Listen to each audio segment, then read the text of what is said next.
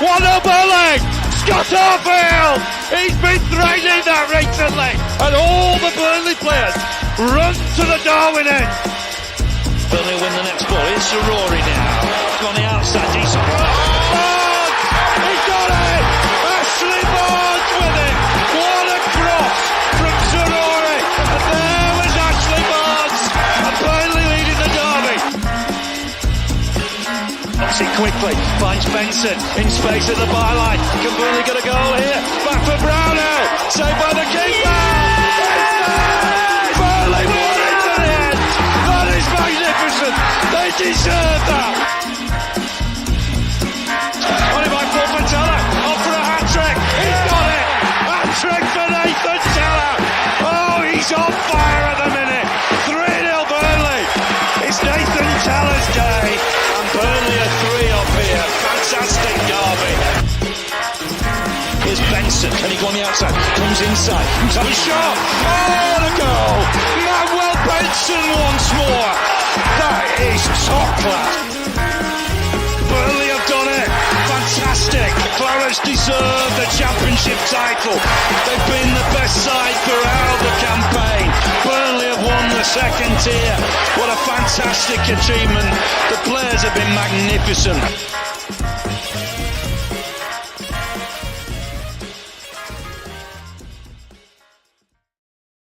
Good evening. Welcome to the TURCAST Live. I am your host for the evening, Nathan.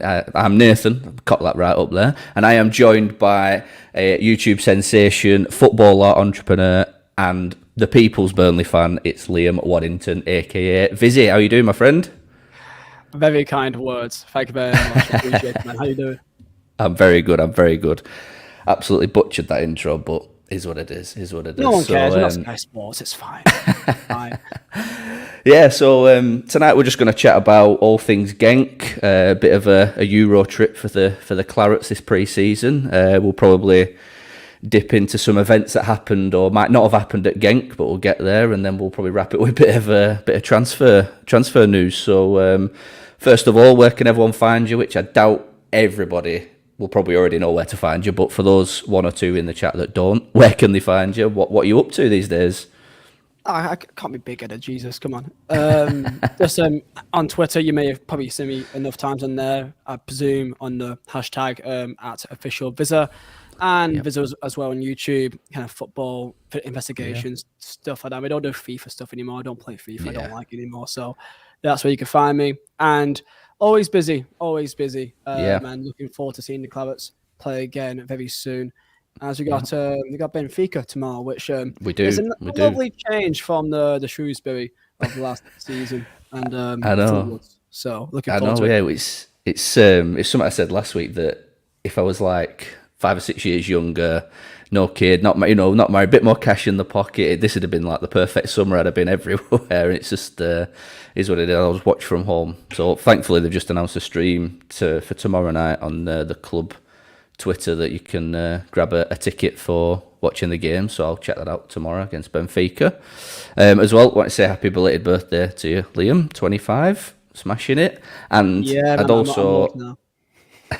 You're old. Wait till you get to over 30, then it starts feeling old. And also want to say a massive congratulations as well to TURCAST favourite and regular appearance maker Neil Layfield, who's just had a baby girl this week. So congratulations to them and their family. So I saw that. I was actually going to say that before you got to it, actually, because I saw his tweet. So congrats, pal. Absolutely made the most out of it.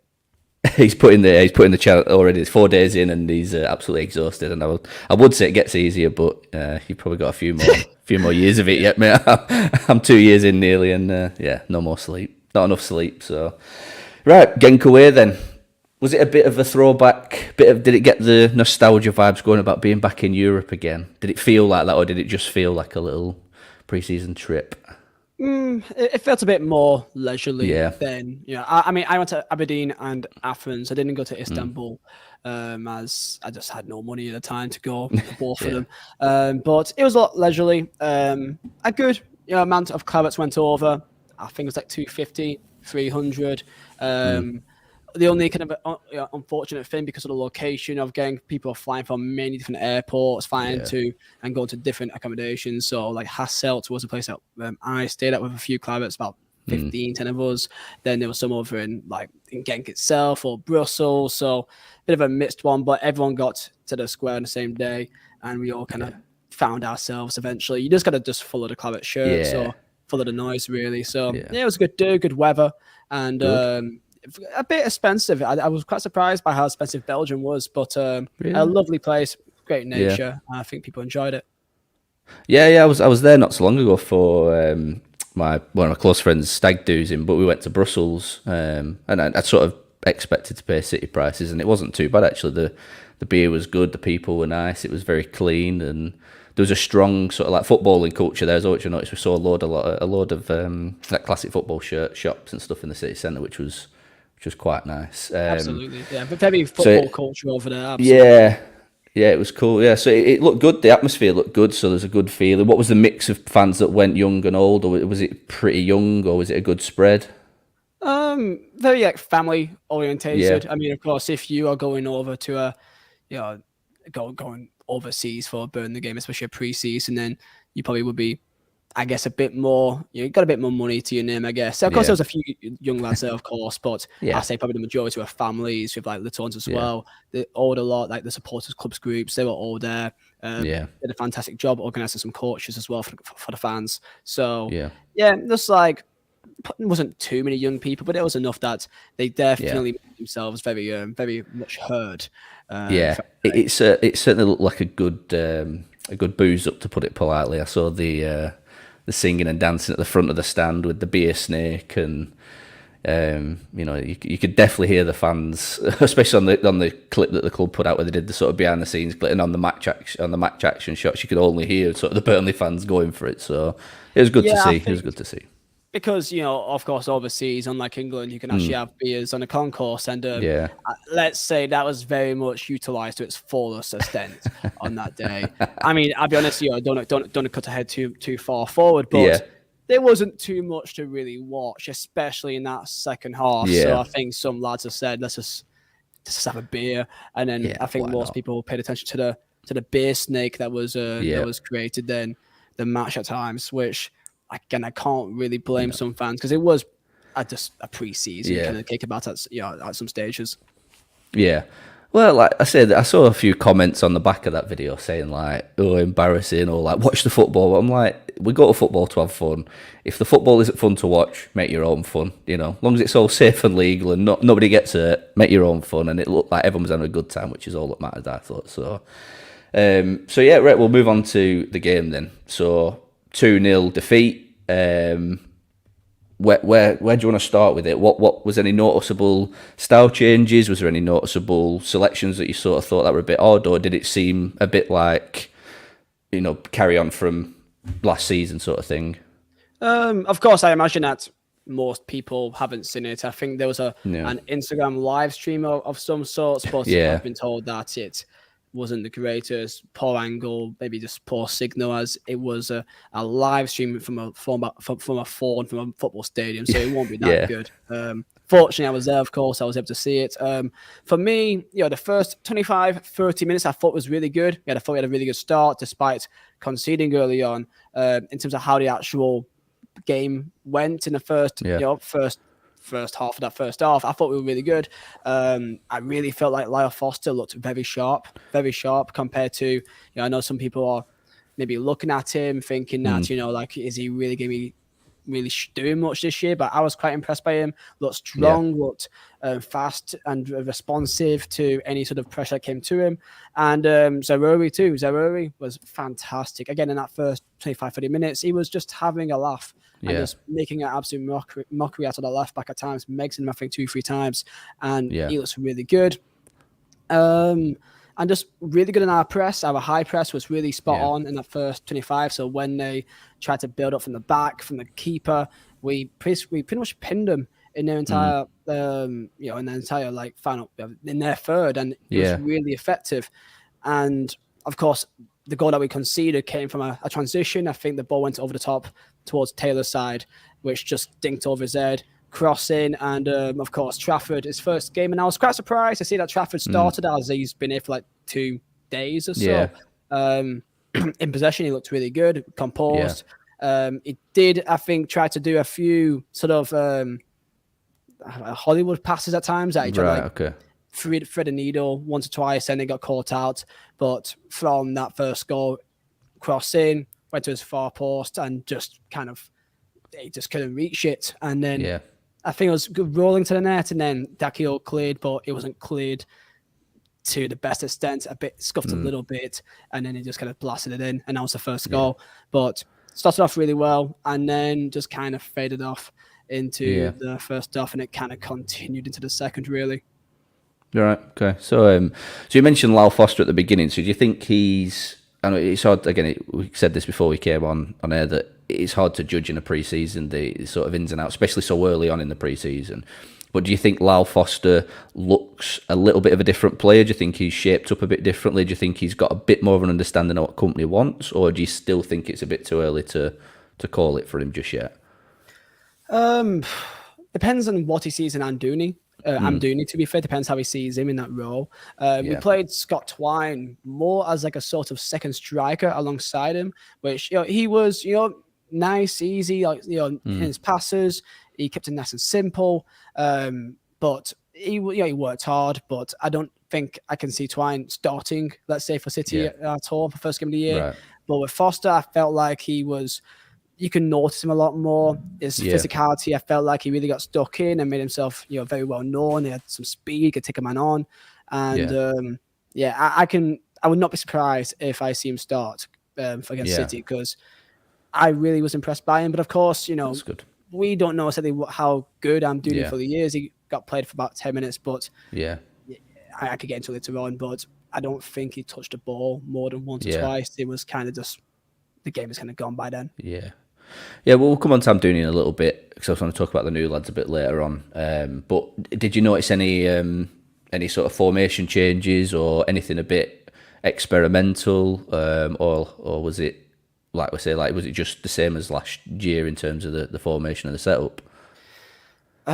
Which I think it was very much similar to last season. Only thing is, because Taylor was our left back, I don't think we couldn't do what we used to do with Martson there as a kind of left inverted fullback. So it kind of looked more like a fullback at times, with Roberts kind of cutting inside to help with Cullen. So it's kind of like a 3-2. So like Taylor, Dakio Beyer with Cullen, with Roberts is kind of just roaming around, similar to what we saw last year. So that looked very, very much similar. Brownhill, that was alongside Cullen. Brownhill was kind of just in the same, let's say, Goodmanson role that he played last year when he played in midfield, that he was like another sort of attacker. So it was largely just Cullen in that midfield by himself, with kind of Roberts helping out at times to just kind of build off on the back. Very similar to what we saw last year. And Vitinho on the right-hand side, he did look a bit sort of lost at times. Like he's okay if you absolutely need him to go out wide, but he's not, when you compare Vitinho to like a Benson, for example, it's night and day when it comes to what they can do on the pitch. So Vitinho, like he did a job. He was just running around, but he didn't make any big mistakes. But in that first half, a lot was happening on that left-hand side, for the start of it anyway. Yeah, that's good. What the fitness levels look like? I know it's not necessarily our first game. It's probably I'd say fourth game. There's been a few behind closed doors fixtures, aren't there, for the first team? So were fitness levels there, or do you still think there's a bit of a way to go? Or can we now justify that early start from company that caught so many headlines? I mean, for me, the second half looked quite tiring. I don't know if it's tied. Maybe the chat can help out here. That was, like Ben, he was there. He can maybe help out with this. But for me, like the second half, I can't really tell you much of what happened in that second half. It's very much passing out from the back, with the centre backs going back and forth. Not really. It really annoyed me because we didn't really pass the ball down Zaroui's side really at all. Like, I don't think he was really giving the ball like at all in the second half, which really annoyed me because he was so good in that first half. We just kept going down to Vitinho. Then whenever Vitinho was gone, it was just Townsend. And it felt kind of odd for me that it just felt like a preseason game. And of course it is a preseason game. I'm not going to say that was bad because, end of the day, they're getting minutes, but it wasn't the. I don't know if they're tired or they're experimenting with things, but it just flew by that second half. That's the best way to really say it. Yeah, it was probably a big ramp up really from the first couple of pre-seasons we've had, because I can't remember all we've played from the beginning, but like I know it's not been as high a calibre as opposition as Genk, and like they've got a Champions League qualifier coming up, aren't they, soon? So they're probably, I would say they're probably 3 to 4 weeks ahead of where we are in terms of pre-season. They would have to ramp up a bit sooner, and like I said, they've got a season-defining fixture coming up soon. So it's probably a really good place to start that test in it and get ready for the pre-season. And again, the remainder of these European fixtures are all really good level, good calibre opponents. So what do you see as taking out of these next sort of 4 or 5 fixtures? 4 fixtures, 3 fixtures.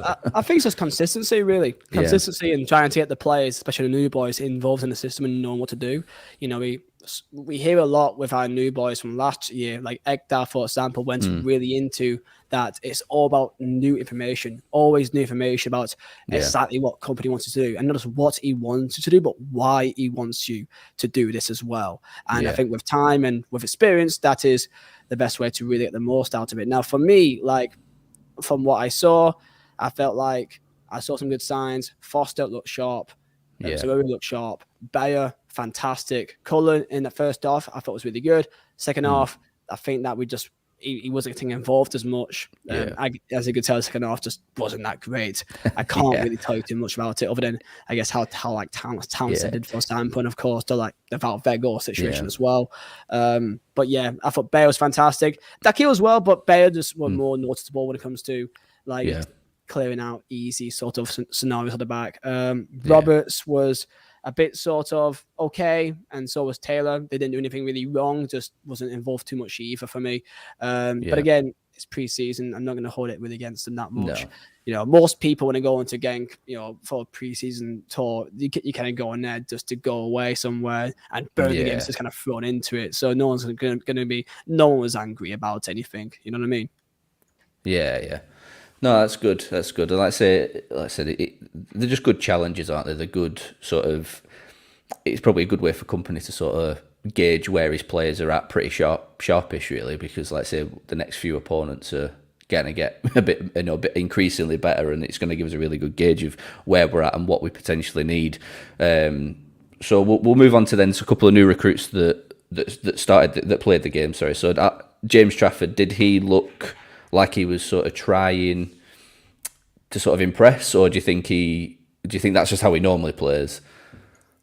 I mean, he looks like he's a Man City Academy product, so he's very composed with the ball, and you can tell that immediately. So when it comes to him and the ball, you can kind of tell that he's got something about him, and he's easy, good back and forth, good on both feet, and when he had to clear it, he cleared it. I did, in terms of being a goalkeeper, I didn't see really actually many shots being sent his way. I'll be honest. I think I may check the stats, but like, you know, the first one, again, as we've kind of already seen, it came out for a ball from a far post, which is kind of what you'd hope a keeper should get more times than not. You know, 95% of the time they should get the ball and it come out. He made a misjudgment. Maybe it's because he's just been on holiday for the last 2 weeks and he's just been thrown into a preseason game. I was quite surprised to see that Vigoro didn't start, or Muric, you know, because Vigoro's been here for like 2-3 weeks. I was surprised to see Trafford start, but yeah, I think he's still a young lad, and he looked quite composed at the ball for me. But he did make 2 or 3 passes that did just kind of just fall straight to them. But I just hope that just with time, it's just kind of like, let's see how he gets back into it. Yeah, well, you sort of hope that. Well, so it's probably pre-season's for, and it's for making mistakes. It's for trying something. It's for altering your game slightly, see if it works, you know, see what's working, what isn't working. So hopefully by the time the season comes around, and like I say, we still don't know who's going to be number one keeper. For me, it's a toss-up between Trafford and Muric. I personally think Muric deserves it, first of all, to start with, and see how he gets on, but that's probably a whole different podcast for another day. But so yeah, Amdouni then, how did he look when he came on? I say you're sort of our we're relying on you because none of us back home got to see anything of the action. Yeah. Like the second half, it sounded dire on Twitter. That's how I gauged how bad the second half were. The updates went from pretty frequent to like It was Scott Twine's had a shot. Oh, we've cleared the ball away. I'm being deadly serious. Yeah. When Amdouni came on, I was quite surprised to see that he got something so late. Like this annoyed me, and I said this earlier, and Ben can confirm because he was there as well. I think he had 2 touches match. I can't even confirm he had 2 touches. Fair enough. He got subbed on for Twine, I believe, and like he was kind of like a second striker. So he played as a 10 with them Vegos coming on afterwards to play as a number 9. So if that may help anyone, then there's that he got subbed on in the Twine role, then the Foster role. So there's that. But yeah, like. I wish I can tell you more about Amdouni because I was also hoping to see more of him. But unfortunately, I was surprised. I was really annoyed, really, because clearly you could tell by the first 10 minutes of the second half that not much was really changing. It kind of just continued how that first half kind of went on. And yeah, I was surprised to see just not more subs, because we brought on Amdouni and Vegos, I think, in like the 78th minute or something. Yeah. So like the last 10 minutes, it's pre-season might as well bring them on a bit earlier, and like I think Ekdal was on the bench as well, and McNally and whoever else just kind of just might as well give them a run out too, because at that stage the game was just wanting something a bit different. And again, Genk, I believe they subbed on like their entire like second team as well. It was like 9 subs at once around the 70th minute. So when they did that, we still had pretty much our main 11. So I don't know if that's just to get like 90 minutes into like so early for example. Then next game we'll give another 90 to someone else. Yeah. But I wish I saw more of him.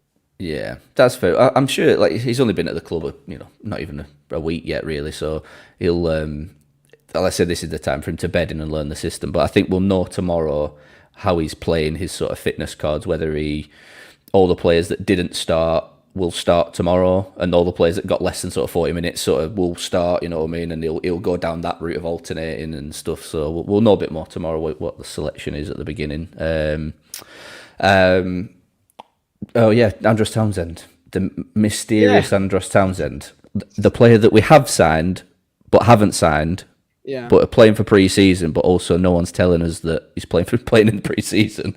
What was he about? What was going on with Andros? Well, we were in a square like during the day, and just like randomly around like 3 o'clock or something, just the entire squad, the entire club just starts walking past us, like on like the far side, near like one of the main buildings. So like everyone's buzzing, all kids want to go for photos, everywhere else. And then I just hear there's someone just scream out like, "That's Townsend!" And like that's we just found out like, oh, Townsend is here with us. Like we all knew that he was training. I'd go for, but we didn't actually know that if he actually not going for Barnfield, but like I don't know if he was actually like continuously still with us or not. He was there. So next thing you know, he's been the first subbed on. And it was really funny as there was a lad that also like, I think was just drinking and he had no idea what's going on. So then he made a realization thinking, is that Andros Townsend? And he just freaks out thinking, I swear to God, that's Townsend. Yeah, he was there. I was like, what do you mean? Honestly, it blew people's minds at the time. Yeah. He got subbed on and, you can kind of tell that he's not played football for like 13, 14 months. Like, I think he started off a bit slow, like trying to take a man on, and it was just a little bit just delayed. But I think near the end, he had 1 or 2 decent crosses in that he cut onto his left foot, and it's basically when Vegos got subbed on that he crossed the ball in a bit more, and it's a cross into Vegos. So I think you knew that nothing happened from that really, unfortunately. But yeah, you can kind of tell that he's not played football for 13, 14 months. He's had an ACL for all that time period, so I'm not really going to hold that against him. You can't, this is what pre-season friendlies are for. I was just a bit surprised to see that Townsend, a lad that's not actually been signed yet, he was the first person on the pitch. It makes me think that surely Townsend, we must be thinking about confirming him or signing him because, we must be quite convinced to see him play. So you'd may even think that he's actually already signed. It's just not been announced. It might just be one of them where Andros doesn't want to kick up a stink. He's just, I'll sign. Just leave it at that. I don't want a video. I don't want anything like this. I'll just sign and call it that. And then they'll just probably put an article out in 3 weeks' time and go, oh, yeah, we got Andros Townsend, by the way. But it was strange, like I say, it was strange to see Andros have some input on the game, but not Redmond, who he'd actually signed. And he, for me, is the player that Andros Townsend should be. And he should be that experienced head on the pitch in a pre-season friendly, getting the minutes in while he can. But I guess Redmond literally just arrived the day before, so maybe that's the reason. I don't know if there's any sort of registration reasons. I don't know. Yeah, possibly. That's a good point. People saying in the chat, like, I don't know why we signed both Redmond and also Townsend. I mean, experience down wing, so that's what we need. And, that means that's Redmond, Townsend, Zerori, Benson, and Goodmanson. And I guess if you want to throw in Fatino, I guess you can. That's a lot of depth there now, and I think that experience is useful. And I really like Redmond. I really think that's a good signing. I think it's a great signing. In more detail, but I don't mind Townsend at all. I think he's a good player. The only thing is he's not played for 13 months from ACL. So if the club thinks that he's up to it, then that's fair. I think we'll see him sort of, especially at the beginning of the season, coming in and towards the back end of games and using his knowledge and experience just to sort of coax the younger players through big games, especially if we're in front and stuff like that, or we need an equaliser, or we need a winner or whatever. I think he's going to prove his worth there. But like with Redmond, I thought he was like 35 because I feel like he's been around for years. He's like the new Theo Walcott for me. I thought he'd been around for so long, and then to find out he's only 29 and he's free, I was like, that is probably one of the easiest bits of transfer business we could do this summer, minus signing Nathan Teller. But like something of that, a player of that quality, that experience, is just a no-brainer for me. And I think anyone doubting the signing, I think, should probably look back at Redmond's career and see how much of an impactful player he is. Yeah, I think Redmond is very good for me. I'm looking forward to seeing how he does for us. And again, like on a free, can you really complain about signing a lad that's got how many games in Premier League? Like Townsend, hundreds. Like I think it's almost 200 now. Kind of free. Can you really complain? I don't think so. So no, not at all. Right, we'll get the Dutch elephant out of the in the room, out of the way. Weghorst, Wout Weghorst. He's just an. I don't know how to describe him. He's just got a world of news surrounding him at the minute. Everything he seems to do seems to create headlines within the Burnley sphere. So talk to me what happened then. There was reports of booing, chanting. Was this happening before the game, during the game, while he was warming up, or when he came on? Or what sort of went on with Wout? Right. I mean, by the way, like after the game, I didn't go on Twitter. So I don't really know how dramatized people have made it. Maybe people have said further things that I don't know. So it's one thing to also highlight as well. So before the game, as I mentioned, that the entire squad was walking in the centre. When they all walked past, everyone thought that they've walked past, it's all good to go. They've gone, everyone's walking back to their seats. Next thing you know, you look back around and there's just one really big, tall man also walking alongside as well. And it's Wout Weghorst. So the entire squad all walking past. And then about a minute later, a good distance behind the rest of the pack is Wout Weghorst with some staff members, like 2-3 staff members as well. And I don't know, like that could just be maybe he talked to someone in Dutch because, they speak Dutch over there. That could be reason that maybe got caught up by someone. Maybe that could be true. But that's something that some fans could have saw and they could have felt like he is clearly not part of the group, like he's not associating with the group. So that's what some fans that day saw and they could have read it that way. Of course, it could have been as well the other side that he's in a Dutch-speaking country, maybe got caught by a fan speaking Dutch, and that he went to spot to someone. Maybe that could be true too. But that's what fans saw. So maybe that could have riled up some fans thinking that he clearly doesn't think he's part of the club. That could be a thing. So then game went on, completely normal. Then Weghorst was on the sideline. And then I don't know how many people think was booing him. Out of the 250 amount of fans that was there in our way end, I would say from a number like about 50 to like 75, about 50, nearly a third of the fans were like booing or doing wanker chants. Wout Weghorst is a wanker, or just wanker chants, whatever else, or just kind of just giving abuse, just shouting. So I want to say nearly maybe a third, 50 of the away end, probably just shouting and being negative towards him. And like another like 50 was just clapping. I was clapping because my thoughts in it is that if you're a Burnley player, you wear the clown blue shirt, you wear our colours, you wear a badge, then simply put, I will back you because our success as a football club is reliant on you putting the ball in the back of goddamn net. Simple as that. And if you're being booed, then I don't think that helps anyone in this situation. I don't think it helps the player. I don't think it helps the players. I don't think it helps anyone. I think it's negativity put on the pitch, which is probably a distraction.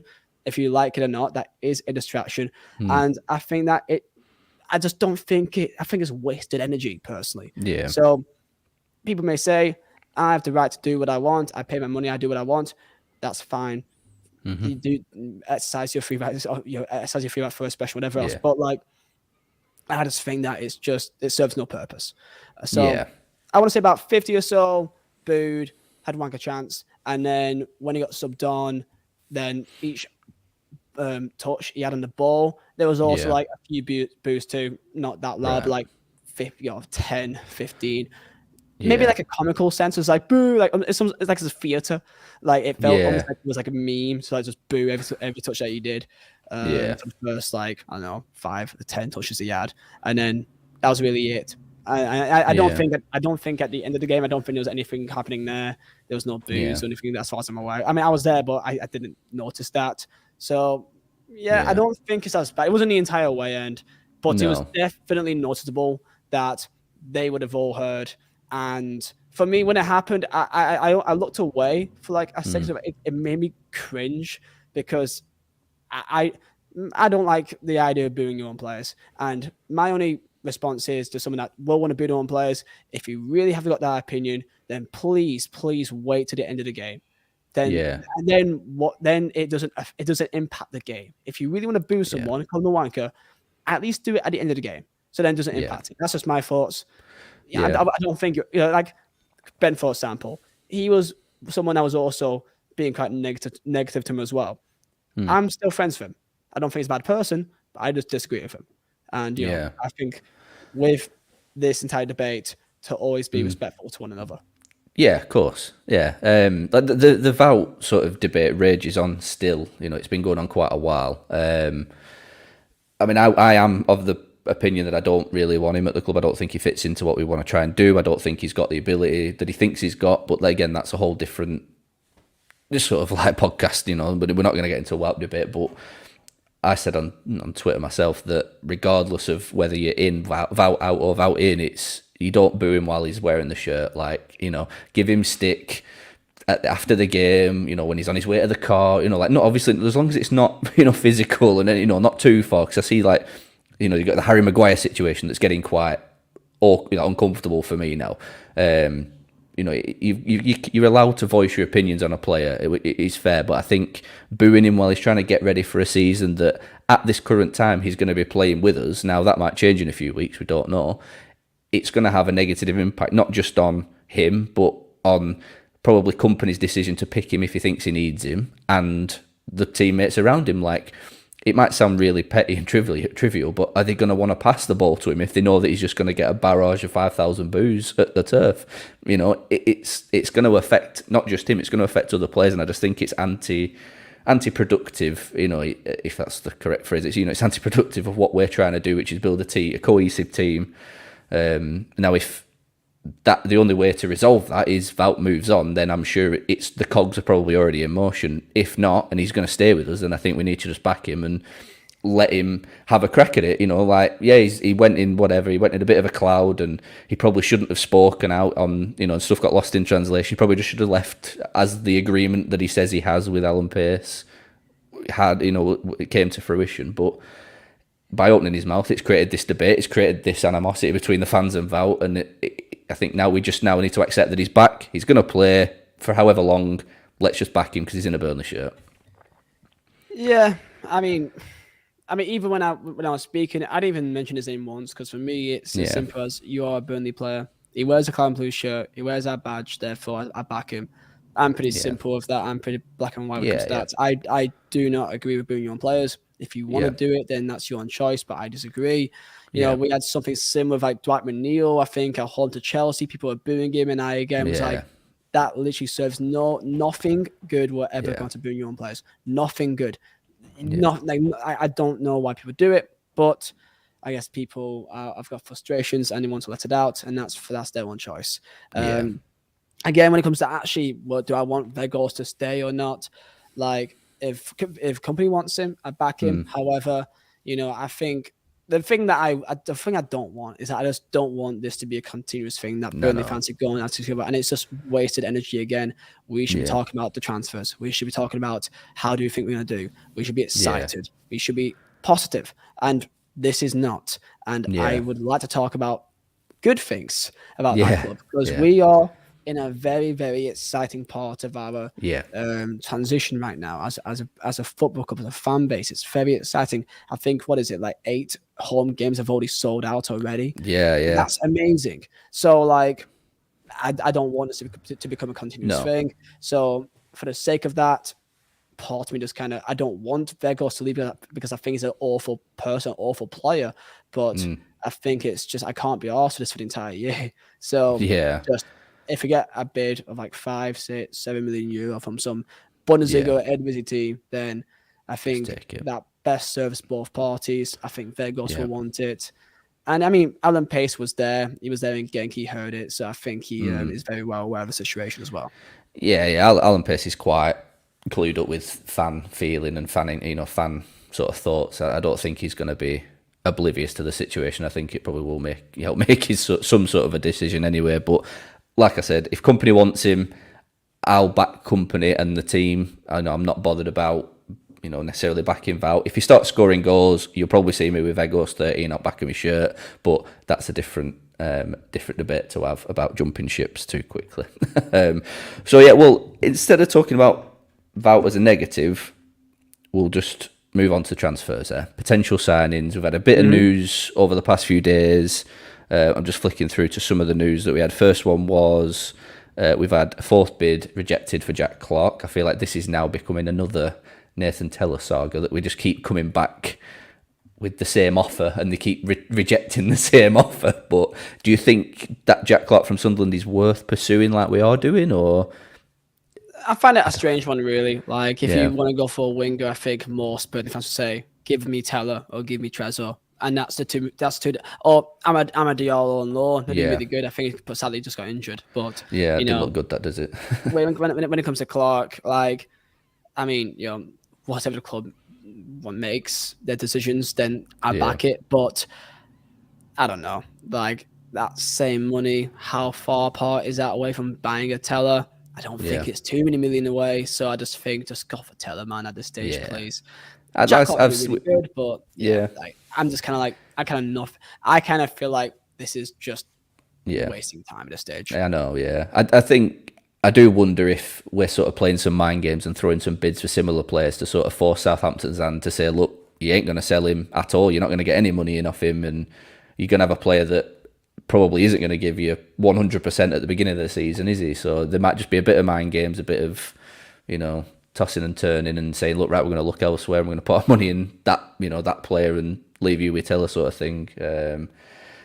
It's the Wild West, in it, the transfers, and they all sort of play games with each other and whatnot. So you mentioned Trezor there. So the other bit of news that we've got is that the interest from us is stepping up with Trezor, and it's now looking like between us and Fulham that are going to sign him. He has rejected another Premier League side that's supposedly Crystal Palace. How did sort of Trezor look when he was playing yesterday? Did he look like a player we'd need, or was it again a bit hard to tell because it was a pre-season? I mean, it looked like he's definitely got a few moves. A few moves. He was at times just kind of having fun, just doing some step overs for the sake of it. Sometimes, like when the ball was not in play, he's just having fun with the ball. I don't know if he's showing off or just bored. But I mean, he looked very, very smooth on the ball, really good. And of course, the first goal came from him. With his movement, and had a good ball in the box that Trafford couldn't make to, and got it like a sort of pre-assist kind of thing because it was close to the line. But I mean, I thought it was pretty good, and I would love to go get him. I kind of made that clear online that I think Trezor would be a perfect player for the way that we play. Only thing is that he is a right winger, and that's where Benson plays. So I don't know exactly. I mean, he can do both sides. You can imagine. All our players are kind of aiming to be versatile in that way. But he looked really good, and I really would be aiming to go for him if the money is right and the club we are weighing our options of seeing what we would like to go for more. So I don't know. Yeah. When it comes to that, we need a winger, and we definitely need a centre mid, like a number 8. We need that, definitely. Yeah, I agree with the centre mid. It sort of has gone a little bit quiet with centre mid links. We seem to be linked with a lot of attacking players now. Now our obsession with every goalkeeper and every centre half this side of Europe has died down now. I think we're one of them that is due to be announced, we believe, any minute now, is Luca Coleosho. I'm butchered that name. The Italian lad. Yes. Yeah, the Italian young lad. The Italian lad. The Italian lad, yeah. So whether that's one to bring in to put him in the 21s, be a sort of bridge between the first team and the under 20s, I'm not sure. But from what I've seen online, I'm purely judging off some Twitter goals, he seems to basically love doing a Benson, as now we call it, down the wing, wait for the overlap, cut in and whip it in the bottom corner or the top corner. So he looks an exciting one from, is it Espanyol? I think it was, yeah. I think it's Espanyol. I'm probably wrong. I believe so, yes. So that's an exciting one. Again, another young, exciting European talent. Again, looks like a common theme. That's what company's trying to do. He's trying to assemble sort of the best under 22 players across Europe. Yeah, give us. If you've played Football Manager, you know exactly what's going on here. You know what's going on here. You just go onto like under 21 like sort of championships and then look at the tournament and just kind of go scout buy them. Yeah, and then just under 19s European championships. Okay, just select them all, scout all, and then that's pretty much what we're doing. It feels like, and it's really good to see. It's nice to see this new type of recruitment. We all knew this was coming, and where I can see him being played. I don't know if he'd be a sort of like Luke McNally type of player that he may just be sort of in there for the first half of the year and then loaned out. I don't know what may happen, but he's still young. For €3 million, be pretty good. Yeah, it's a good signing. We've had an outgoing today as well. Bailey Peacock Farrell has got a season-long loan to, is it Our House? Sounds like a Madness song, that, doesn't it? Yeah. So that's a good move for him. I think he was increasingly being pushed out of the picture, which I think is a bit of a shame, because I thought the games he did play last year, he had a decent cup run with us, and I don't think he looked too bad. I know he's sort of, again, one of these divisive figures, especially on Twitter amongst fans, that a lot of people call him biscuit wrists or whatever, and they throw some abuse at him, but I didn't think he was too bad of a second or third choice keeper going forward. But like I say, we've brought in a couple of keepers, so it's a good move all round, I think, for Peacock Farrell there. Yeah, I think that he's a good. I think that he's just a decent sort of backup player, and in his first team football, I'm surprised that he really stayed on last year, to be fair, but he was decent when needed. He played a good amount of minutes as well at the end of the year. So I hope he does well. I kind of wish it was a permanent signing. I wish we got a bit actual money for him, because I think he's going on a free next year. So other than that, it's just I wish him well, pretty much. There's not much to really say about that, really. No. We'll just mop up a few bits of other news as well. I've been told on Twitter and in the chat as well that tickets, apparently there's no tickets at the stadium for the Benfica game at all. So, tomorrow, against Benfica, there's no tickets at all at the stadium. So if you're going to make your way there to try and get tickets, don't try. I don't know any more clarification on what people are saying there, but apparently there's no tickets at the stadium, so don't try. If you've travelled all that way, you might have to do it online. But if I find any more info, I'll get it tweeted out this evening. And the Real Betis game on the 28th is being streamed on Clarets Plus, so that's if you want nice. to go and get... Okay. Yeah, that's a good... We think we deserve to see at least one pre-season game. I know it's been quite secretive and hush-hush, but I think we should get the chance to see us in action at least once before the new season, so that'll be good to watch. So we might try and do a watch-along on TURCAST. We'll see how it goes. But yeah, really exciting couple of games for us here. I see like the lads have landed in Portugal, sunny, everyone's having a good time. There is an absolute glorious picture of Anas Zaruri on the Burnley Twitter. I don't know if you've seen it. Oh yeah, I've seen it. It is fantastic. It is... Just keep looking at it. I'm slightly distracted by it. But yeah... We do need like a centre mid at this stage. Like, we're looking at what we need for the start of the year. Like where Brano played is at that 8, but he played a lot more attacking wise. We just felt very lost in the midfield, and like with Cullen there alone is not enough for me. So we need Yeah. I'm not surprised to see Twine playing that kind of Brownhill role. So I don't know if that's something I'm going to look at for this, for the season. Yeah. I don't know. It's only a friendly, right? We've probably Yeah. not got that many good centre mid options right now. So we need to look into that area completely. And if it's Harmer, then great. If it's Lakonga, then great. But, like Amdouni, he came from literally nothing. So there could be Yeah. something in the works right now that we have no idea of. So, Yeah. we kept from like being really close to really anything. And then we got just Redmond and then Amdouni and then Trafford. Trafford's like known for a little bit, but that was just kind of back to back boom. So I don't think there's anything to really worry about that. There's a common theme with the transfer as well. Every time the player signs, they're like, "Oh yeah, I've been waiting to get this announced for like 2 months now because Vincent's been on the phone to me every day for the past 2 months." I'm doing Vincent's obviously that's what into. He's working his magic. Like he's obviously out chasing the players. He's like almost become a recruitment agency at the minute now, just belling people all the time and just saying, "Come and join us. Come do what come join the plan. Come join the project." So I have no worries. I think last summer we had a phenomenal summer.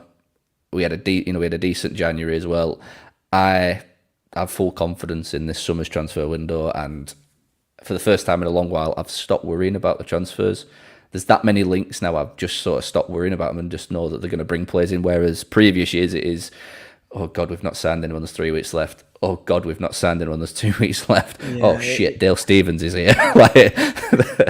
It's a nice change from the Chris Borden days of literally on deadline day. Like anything is like, nope, stand down. When I can. And then it's just like 2 hours. And I think one time it was like literally like the entire day. And it was like, nope, not standing down. I am not standing down yet. Nope, something's still happening. And it was like half an hour before the window closed. And it was like, we got a Lawney going out to Barnsley. And it's like, I can now stand down. And that was like one of the worst days of my life, honestly. I think like Barkley on loan was possible. It was like I was loaned out someone like Bobby Thomas or something like that to Barnsley. It's like, cheers, Chris. But I feel bad for Chris Borden because he literally left at the when things got exciting. I know, he was there for all those years, and now when he gets exciting, he's now doing better things now. So I know. He's doing well. That's good. You mentioned Bobby Thomas. Well, he's obviously left to go Coventry. Does that sort of help sweeten the deal with Hamer coming in? Is that part of the deal? Do you think, or is it completely irrelevant? I don't know. Do you think that'll have an impact on that? You would like to think so. You would like to think that could maybe have some sort of leverage in some way.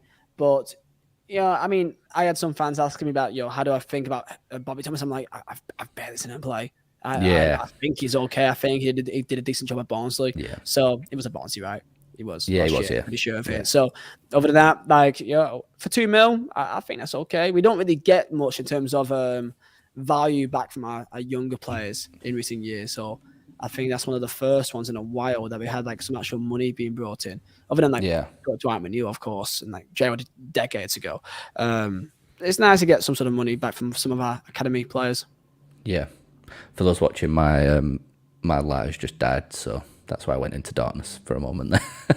That's fine. I went to pitch black. Yeah, Bobby Thomas was good. He was good on loan wherever he went, apparently. So it just seems a bit of a obvious move to ship him out. He's not going to get as much game time. Might as well get some money in for him. And again, hopefully it sweetens the Hamer deal. So in your brief words then, give us your hopes and aspirations for the upcoming season, and then we'll wrap it up.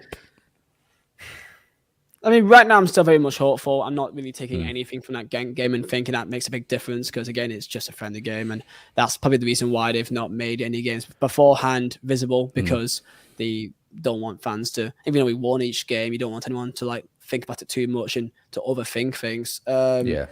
I still think that with our squad, with the momentum that we have, the way that we play, we have some great players. And I've got a great manager that's not naive too. I'm seeing some people that haven't really watched Burnley at all think, but you can't play the way that you play in Championship, just attacking style, and do it in the Premier League. It's like, well, you know what? That's good. You know what's really good? It's a good thing we have a manager that has played in the league for 10 years plus and won it a bunch of times. He knows what the league is about. So and he's also not a stupid person to it. I swear he's got I swear he can speak 18,000 languages. He's a smart man. So I think with that alone, I think that I'm hoping 14th, 15th. I don't want to be too biased. Yeah, I like to think I'm quite, sensible when it comes to Burnley and, my thoughts online, but I think 14th, 15th, I'd be happy with that. There's some good teams. Last year we had teams like Leicester going down with, Harvey Barnes and James Maddison, Jamie Vardy, Tielemans, good players. So there's no guarantee, but I think 14th, and I think we're going to have an absolute buzzing time of it. I think we're going to I think we'll beat City. Yeah. But like the best time to play a big team is the first few games, and it's first game under lights, first game of the season. It just feels good to me. Feels good. We have like a really weird record against playing. If we play the champions in our first game of the season, we beat them. Like every time it's happened. I think we beat United, we beat Chelsea, we beat Leicester. I think so. Yeah, I think I'll double check it. I'm sure someone tweeted that. Everyone thinks of our first game in that 09-10 of like. Yeah, no, it wasn't. We lost. 2-0. That was our first game, but everyone just completely forgets that even happened. It's like that's fair. I remember going to that game, and obviously, like everyone was just like mad. This is like mental. Burnley in the Premier League. Like now we're a little bit more used to it, but back then it was just ridiculous, and we were just like, whatever, is what it is. And I remember going to that game and then walking away going, we've just got beat 2-0 off Stoke. Like this is bullshit.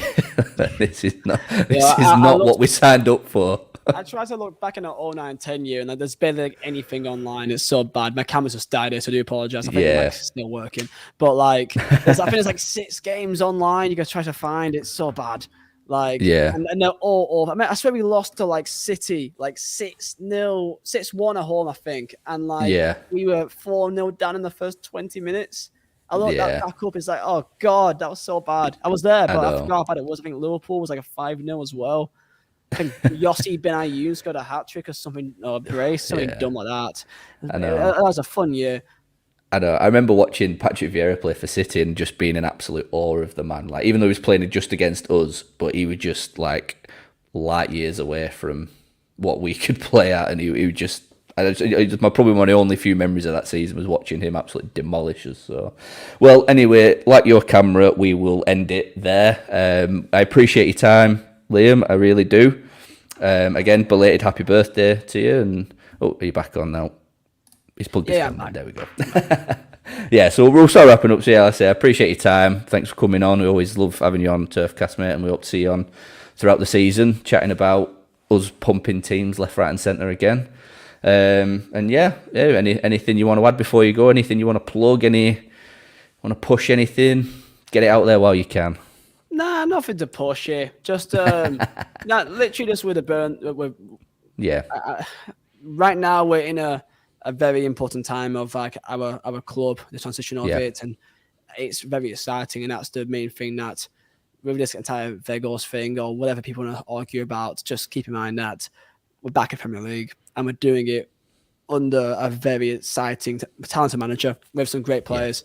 And we're going to see the likes of an attack of, Zaroury on side and Benson. It's going to be absolutely world class. So I cannot wait to see it all over again.